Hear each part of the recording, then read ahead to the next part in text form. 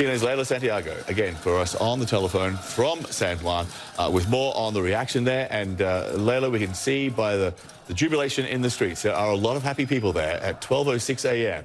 on a Thursday in San Juan, Puerto Rico. Right. It's quite a different scene from the last time you and I spoke when I was on the streets of San Juan, and tear gas had just been dispersed. It has been 12 days of protest for the people of Puerto Rico who have been calling for the governor to resign. Now, the last straw, those chats that were leaked, but that's not exactly what this was about. That was just the boiling point. So many Puerto Ricans were waiting for this very moment because they see this as the first step in getting rid of corruption on the island. There are people jumping in the streets. I have seen the fireworks that went off when it was announced, a lot of hugs, some tears. I mean, what has been 12 days of anger and frustration and demand has now turned into pure celebration on the streets of San Juan in front of La Fortaleza. Now, this came as Governor Ricardo Rosselló took to Facebook Live to resign. He listed a whole a list of what he perceived as the greatest accomplishments from his administration, and then finally toward the end said, after speaking with his family, after listening to what people had to say, he decided that he would resign on Friday, August 2nd.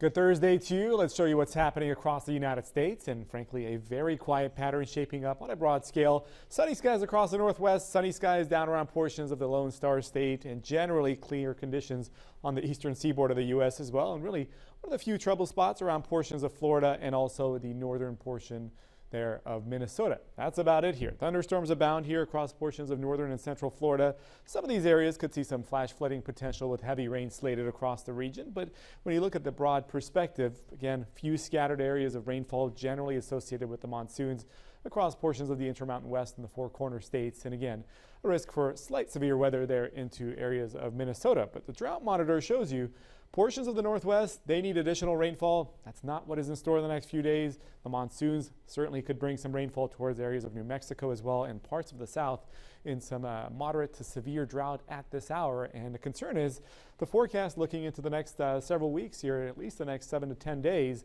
puts above average temperatures across a wide-reaching area of the United States. So certainly that's not going to help the situation across the region. And there is a severe weather risk into northern Minnesota, a slight risk in place there for some damaging winds, potentially some large hail generally north of Minneapolis. That's what we're watching. And again, a few scattered storms that can pop up across the, say, the Wasatch Mountains and parts of the Rockies as well in association with the monsoons. But here we go. Broad perspective of temps, 86 out of Charlotte, same score in Atlanta. Kansas City makes it up to 84 degrees, and some of the cool temps, Omaha upper 70s, Boston also into the upper 70s. And the trend will gradually warm us up around New York City up to 87 degrees before warmer weather into this weekend. I'm Pedram Javaheri, CNN Weather.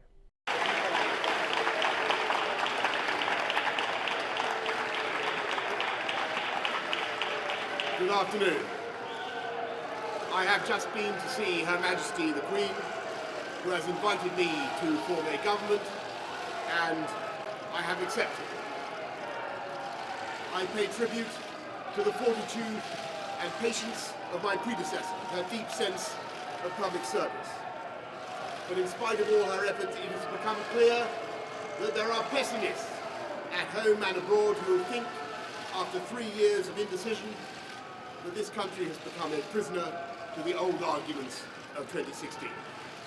And in this home of democracy, we are incapable of honouring a democratic mandate.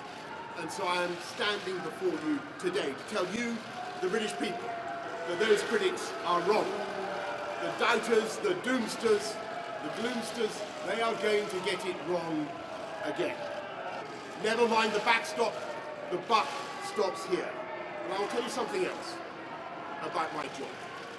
It is to be Prime Minister of the whole United Kingdom.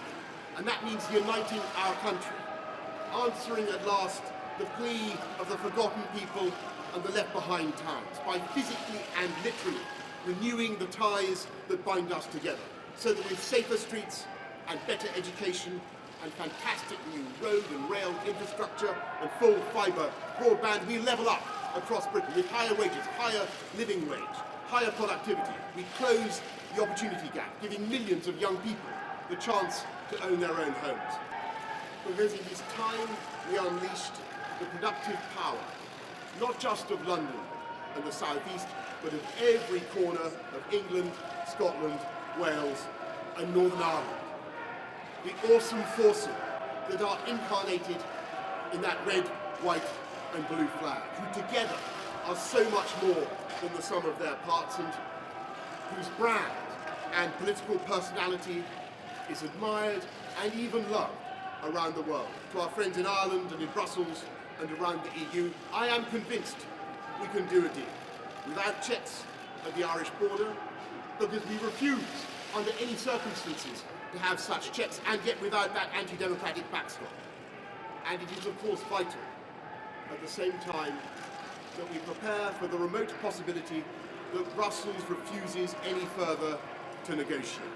And we are forced to come out with no deal, not because we want that outcome, of course not, but because it is only common sense to prepare.